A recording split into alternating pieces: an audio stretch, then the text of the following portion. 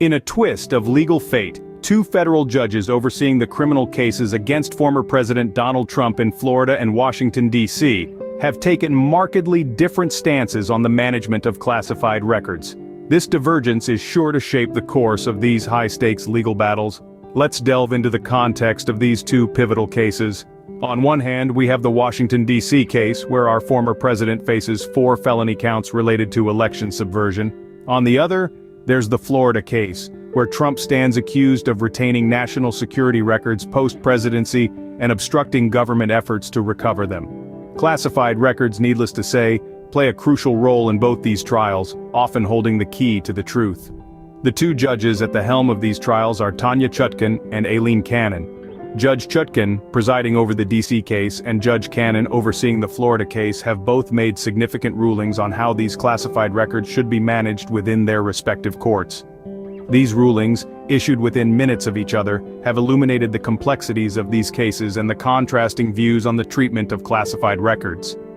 And as we continue to delve into the details, we'll see how these divergent rulings are shaping the legal narratives of these high-profile trials. Let's delve into the first ruling, by Judge Tanya Chutkan, who presides over the election subversion case against Donald Trump in Washington, D.C. In this case, Trump faces 4 felony counts related to his attempts to overturn the 2020 election results. Special counsel Jack Smith had motioned to provide summaries of specific classified records during the discovery process.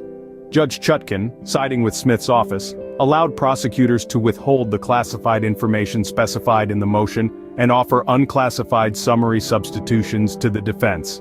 Now, let's break down what this means. In legal parlance, discovery is a pre-trial phase in a lawsuit where each party can obtain evidence from the opposing side. Judge Chutkan's decision essentially simplifies this process. Instead of having to navigate the complexities of classified records, the defense can now access unclassified summaries. This could potentially expedite proceedings, as the defense wouldn't need to wait for clearance to access classified information, and it could also make the information more accessible and easier to understand. But the implications of Judge Chutkan's decision reach beyond this particular case.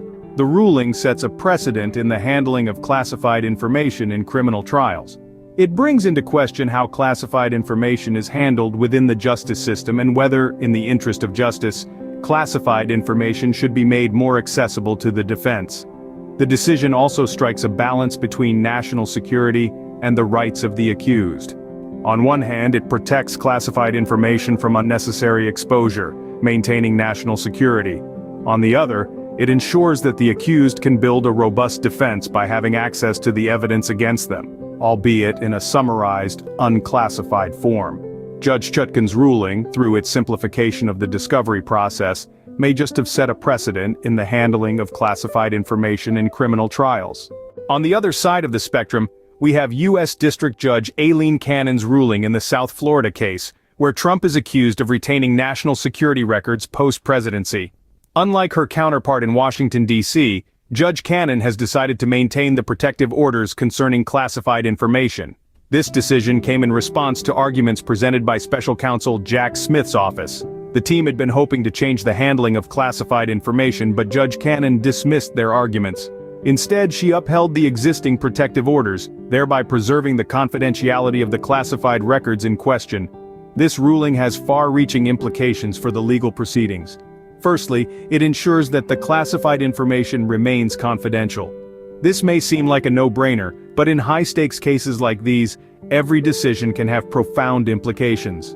By maintaining the protective orders, Judge Cannon has ensured that the classified records, which could potentially contain sensitive national security information, remain under wraps.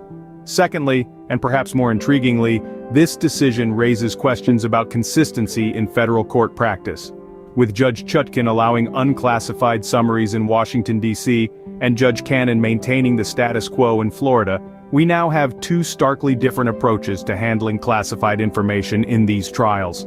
This divergence could lead to debates about the need for a unified approach in such cases, especially when they involve matters of national security.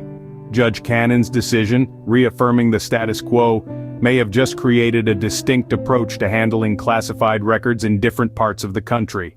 Only time will tell how these different approaches will play out, as the trials progress. The ramifications of these rulings reach far beyond these individual courtrooms.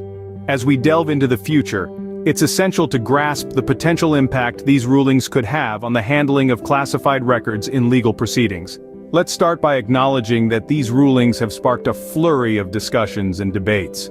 Legal circles, political pundits, and the general public alike are all weighing in on how classified information should be managed within criminal trials. The divergence between Judge Chutkan's and Judge Cannon's decisions has brought this issue into sharp focus, and it's clear that there's no one-size-fits-all solution.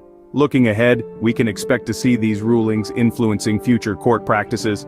For instance, Judge Chutkan's decision to allow prosecutors to provide unclassified summaries could simplify and speed up the discovery process in future cases. It could also make the information more accessible to the defense, potentially leveling the playing field between the prosecution and defense. On the other hand, Judge Cannon's decision to maintain the protective orders concerning classified information could set a different precedent. This ruling could lead to a more cautious, protective approach to handling classified records in future trials. It raises questions about consistency in federal court practices and could potentially lead to a patchwork of different practices across the country. Moreover, these rulings could also have an impact on the public's perception of the justice system. If classified information is handled differently in different trials, it could create confusion and undermine public trust in the legal process. Lastly, these decisions can also impact national security. The handling of classified information in court proceedings is a delicate balance between transparency and security. How these rulings will affect this balance in the future is something that we'll have to keep a close eye on. As we watch these trials unfold, we must also keep our eyes on the larger picture. The shaping of legal precedents and the evolving landscape of how classified information is handled in our courts. In summary, these divergent rulings by Judges Chutkan and Cannon have brought the complexities of legal proceedings into the spotlight. We've delved into this courtroom drama, where the treatment of classified records in the Trump trials has been marked by contrasting decisions. Judge Chutkan's ruling in the Washington, D.C. case could potentially simplify the discovery process and expedite proceedings by allowing for unclassified summaries. On the other hand, Judge Cannon's decision in the South Florida case reaffirms the protective orders on classified information, preserving confidentiality, but also raising questions about consistency in federal court practice. The implications of these rulings are far-reaching and could shape the handling of classified records in future legal proceedings. This tale of two decisions underlines the high stakes involved in these trials and the wider effects they may have on legal practices nationwide. While the trials of former President Trump continue, it's clear that the decisions made within these courtrooms will have far-reaching effects on the legal landscape of the United States. Stay tuned as we continue to follow these high-stakes trials and their implications.